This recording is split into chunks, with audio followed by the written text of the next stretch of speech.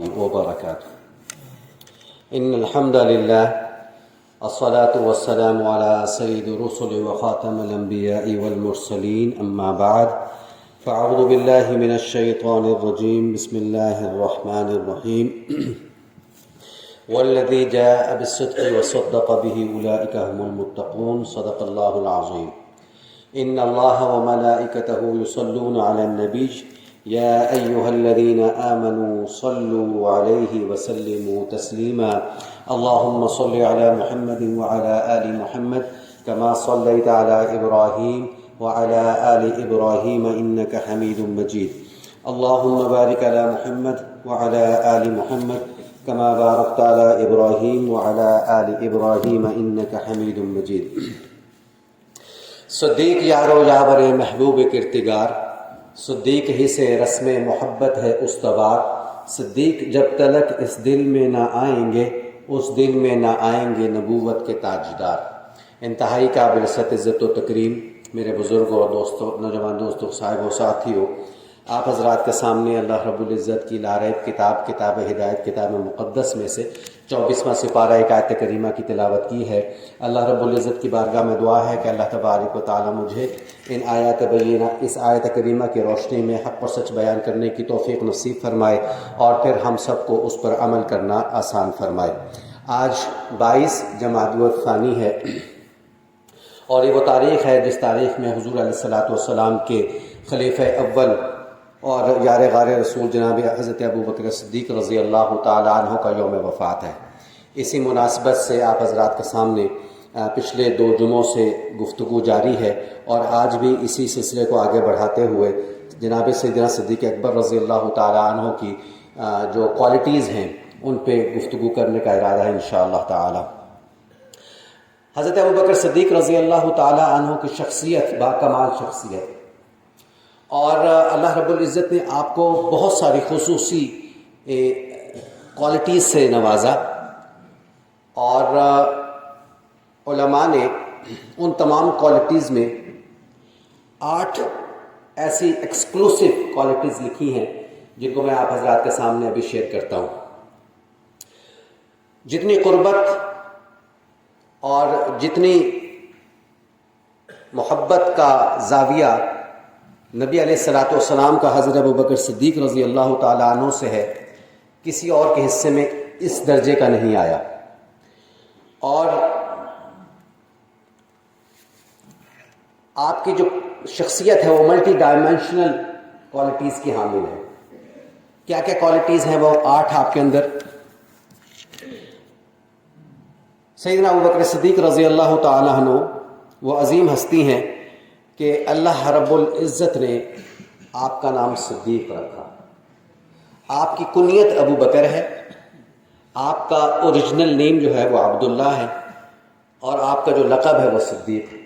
اور اس پہ میں پچھلے جمعے کافی تفصیل سے گفتگو کر چکا ہوں. اور آپ کی دوسری ایکسکلوسیو کوالٹی یہ ہے کہ حضور علیہ السلام نے جب مکہ مکرمہ سے مدینہ طیبہ کی طرف ہجرت کی ہے تو آپ رضی اللہ تعالیٰ عنہ حضور علیہ السلام کے ہجرت کے ساتھی ہیں. اللہ اکبر. اور پھر اس میں ایک اور بڑی امپورٹنٹ بات کہ ہجرت کے دوران ایک بہت ہی مشہور واقعہ پیش آیا غار ثور کے اندر. تو غار ثور کے اندر 3 دن اور 3 راتیں جو معیت آپ کو حاصل ہوئی ہے نبی علیہ السلام کی، یہ بھی حضرت ابوبکر صدیق رضی اللہ عنہ کا خاصہ ہے، کوئی اور اس میں شامل نہیں ہے. اور پھر نمبر 4، تمام صحابہ کرام کی موجودگی میں حضرت ابوبکر صدیق رضی اللہ تعالیٰ عنہ وہ واحد شخصیت ہے جن کو یہ اعزاز حاصل ہے کہ حضور نبی کریم جناب سرکار دو عالم صلی اللہ تعالیٰ علیہ وسلم نے حکم فرمایا کہ ابوبکر سے کہو کہ نماز پڑھائیں. حالانکہ بڑے بڑے صحابہ وہاں پر موجود ہیں، لیکن نبی علیہ السلام کی نگاہ ابوبکر صدیق رضی اللہ تعالیٰ عنہ کی طرف گئی ہے، اور حضرت ابوبکر صدیق نے اس امت کو نبی علیہ السلام کی موجودگی میں، ابھی آپ صلی اللہ علیہ وسلم حیات ہیں ماشاء اللہ، تو آپ کی موجودگی میں 17 نمازیں اس امت کو پڑھانے والی جو شخصیت ہیں وہ حضرت ابو بکر صدیق رضی اللہ تعالی عنہ ہیں۔ نمبر 5، جبریل امین جب اللہ کا میسج لے کے آیا کرتے تھے، نبی علیہ الصلوۃ والسلام سے گفتگو کیا کرتے تھے، تو بعض اوقات یہ گفتگو جو حضور علیہ الصلوۃ والسلام اور حضرت جبریل امین کے درمیان ہوا کرتی تھی، اس سرگوشی کو، اس گفتگو کو براہ راست سیدنا ابو بکر صدیق بھی سنا کرتے تھے۔ اللہ اکبر۔ نمبر 6، آپ رضی اللہ تعالی عنہ حضور علیہ الصلوۃ والسلام کے ایسے وزیر خاص تھے کہ نبی علیہ الصلوۃ والسلام تمام امور میں آپ سے مشورہ فرمایا کرتے تھے۔ اللہ اکبر۔ یہ اعزاز بھی اور کسی کے حصے میں نہیں۔ تو آپ ثانی غار بھی ہوئے، ثانی مزار بھی ہوئے، اور ثانی اسلام بھی ہوئے۔ نمبر 7، نبی کریم صلی اللہ علیہ وسلم نے اپنی احادیث مبارکہ میں جتنی فضیلت سیدنا ابو بکر صدیق رضی اللہ تعالیٰ عنہ کی ارشاد فرمائی ہے، اتنی کسی اور کی نہیں ارشاد فرمائی۔ اللہ۔ نمبر 8، پورا عالم، میں آپ، پوری دنیا کے مسلمان انسان جو کلمہ گو ہیں، ان کی دل کی تمنا یہ ہے کہ اللہ ہم سے راضی ہو جائے، اللہ ہمیں ایسے اعمال کرنے کی توفیق نصیب فرمائے جن سے اللہ راضی ہو جائے۔ ہم سب کی یہی تمنا ہوتی ہے۔ لیکن جناب ابو بکر صدیق رضی اللہ تعالی عنہ کو وہ یہ نرالی شان حاصل ہے کہ خود اللہ ان کی رضا چاہتا ہے۔ اللہ اکبر۔ اس کا ذکر جو ہے وہ آخری سپارے میں سورہ واللیل میں آتا ہے۔ آپ واللیل اذا یغشی جو سورت اس کا مطالعہ کیجئے گا، اس کی تلاوت کو غور سے پڑھیے گا، اس کا ترجمہ بھی دیکھیے گا۔ اس کے بعد سورہ والضحیٰ آتی ہے۔ والضحیٰ جو سورت ہے اس میں نبی علیہ السلام کی کمالات کا ذکر ہے۔ اس سے پہلے اللہ پاک نے حضرت ابو بکر صدیق کی شان کو بیان کیا ہے۔ اللہ اکبر۔ تو اسی بات کو شاعر نے یوں اپنے پیراہے میں بیان کیا ہے، خودی کو کر بلند اتنا، خودی کو کر بلند اتنا کہ ہر تقدیر سے پہلے، خودی کو کر بلند اتنا کہ ہر تقدیر سے پہلے خدا بندے سے خود پوچھے بتا تیری رضا کیا ہے۔ اللہ اکبر۔ اس شعر کا مصداق حضرت ابو بکر صدیق رضی اللہ تعالیٰ عنہ کہ اللہ چاہتا ہے کہ ابو بکر سے پوچھو وہ راضی ہے۔ اللہ اکبر۔ یہ بھی ایک واقعہ ہے تفصیل کا، یہ میں پچھلے گفتگو میں عرض کر چکا ہوں۔ بہرحال یہ وہ 8 ایکسکلوسیو کوالٹیز تھیں جو میں نے آپ حضرات کے سامنے رکھی ہیں سیدنا ابو بکر صدیق رضی اللہ تعالیٰ عنہ کی۔ اور جیسے میں نے ان کی پچھلے جمعے اور سے پچھلے جمعے ان کے تقویٰ کا ذکر کیا تھا، ان کی خشیت کا ذکر کیا تھا، اور ان کا ایک ایسا واقعہ جو ہمارے حکمرانوں کو بھی اپنانے کی ضرورت ہے، صرف حکمرانوں کو نہیں، ہم سب کو اس پہ عمل کرنے کی ضرورت ہے۔ نبی علیہ السلام جب دنیا سے ظاہری پردہ فرما گئے تو حضرت عمر رضی اللہ تعالیٰ عنہ کی ذہن میں خیال آیا کہ ابو بکر صدیق رضی اللہ تعالیٰ عنہ اب خلافت کا منصب سنبھال چکے ہیں، تو اب ان کا خلافت کی ذمہ داریوں کی طرف رجحان زیادہ ہوگا، خلافت کی ذمہ داریوں کی طرف رجحان زیادہ ہوگا، تو ممکن ہے کچھ اعمال میں ان کی کمی آ جائے، ممکن ہے کچھ اعمال میں ان کی جو ان کے خاص اعمال تھے ان میں کمی آ جائے۔ سیدنا عمر فاروق رضی اللہ تعالیٰ عنہ نے یہ سوچا، اور سوچنے کے بعد ایریا جو تھا مکہ مکرمہ کا، مدینہ طیبہ کا، اس میں مدینہ منورہ کا، کہ آپ نے یہ سوچا کہ ایک بوڑھی عورت ہے جس کا کام کاج کرنے والا کوئی نہیں ہے، تو میں یہ کرتا ہوں کہ میں اس بوڑھی اماں کا کام کر دیا کروں گا تاکہ میں نیکیوں میں ابو بکر سے بڑھ جاؤں۔ اللہ اکبر۔ یہ تھے حضور علیہ السلام کے تربیت یافتہ صحابہ کرام، جن کی سوچ یہ ہوتی تھی کہ ہم نیکیوں میں ایک دوسرے سے آگے بڑھ جائیں۔ آج اللہ معاف کرے ہماری سوچ اس سے برعکس ہے۔ ہمارے پاس یہ ہوتا ہے کہ کسی کے پاس ایک گاڑی ہو تو ہماری سوچ ہوتی ہے 2 گاڑیاں میری ہو جائیں، کسی کے پاس ایک بنگلہ ہو تو دوسری کوشش ہوتی ہے میرے پاس 3 بنگلے ہو جائیں۔ ہماری جو خواہشات ہیں وہ مادیت کی طرف ہیں، اور صحابہ کرام کی جو خواہشات تھیں وہ نیکیوں کے بڑھ جانے کی طرف ہوتی تھی کہ ہمارا اللہ ہم سے راضی ہو جائے۔ اللہ اکبر۔ چنانچہ مختصر کرتا ہوں، حضرت عمر رضی اللہ تعالیٰ عنہ نے یہ سوچا، اور فجر کی نماز کے بعد اس بوڑھی خاتون کے گھر چلے گئے، اور جانے کے بعد دستک ہوئی، اندر سے آواز آئی کون؟ یہاں سے جواب دیا عمر۔ بیٹا کیسے آئے؟ کہنے لگی کہ سیدنا عمر رضی اللہ عنہ کہنے لگے، اماں جان آپ کے ہاں کام کاج کرنے والا کوئی شخص نہیں ہے، آپ کی اولاد نہیں ہے، آپ بوڑھی ہو چکی ہیں، تو میں یہ خیال کرتا ہوں کہ میں آپ کے گھر میں کوئی کام کاج کر دیا کروں گا تاکہ آپ کی ہیلپ ہو جائے، تاکہ آپ کی ہیلپ ہو جائے۔ یہ کون کہہ رہے ہیں؟ سیدنا عمر رضی اللہ تعالیٰ عنہ کہہ رہے ہیں۔ اللہ اکبر۔ تو وہ بوڑھی خاتون فرماتی ہیں کہ بیٹا ابھی ایک شخص آیا تھا، وہ صفائی کر گیا ہے، وہ پانی بھی بھرنے کی جو ضرورت ہے وہ بھی پوری کر گیا ہے، جو جھاڑو بھی دے گیا ہے۔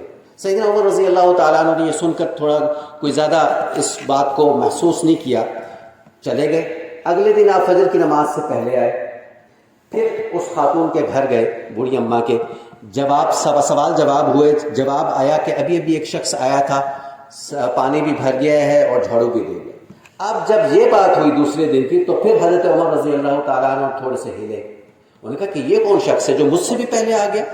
اگلے دن آپ تہجد کے وقت چلے گئے اور جا کے پھر سوال جواب ہوئے، اندر سے جواب آیا کہ بیٹا ابھی ایک شخص آیا تھا، جھاڑو دے گیا ہے اور پانی بھرنے کے لیے ابھی گیا ہوا ہے، واپس نہیں پہنچا۔ اللہ اکبر۔ سیدنا عمر رضی اللہ تعالیٰ عنہ کو کھٹکا لگا، آپ فوراً راستے کے بیچ میں جا کے کھڑے ہو گئے۔ آپ نے دیکھا کہ 14ویں رات کی چاندنی ہے، چاند شباب پہ ہے، اور ایک شخص کو میں نے دیکھا تیز قدموں سے پہاڑ کی چوٹی سے اترتا ہوا آ رہا ہے، اس کے سر پہ ایک مٹی کا برتن ہے اور وہ بڑی تیزی سے گزر رہا ہے۔ جب وہ میرے سامنے سے گزرا، پاس سے گزرا، تو میں نے اس کو روکنے کی کوشش کی تو وہ نہیں رکا، تو میں نے قدم بڑھا کر اس کی جو منہ پہ چادر تھی اس کو ہٹایا تاکہ یہ رک جائے۔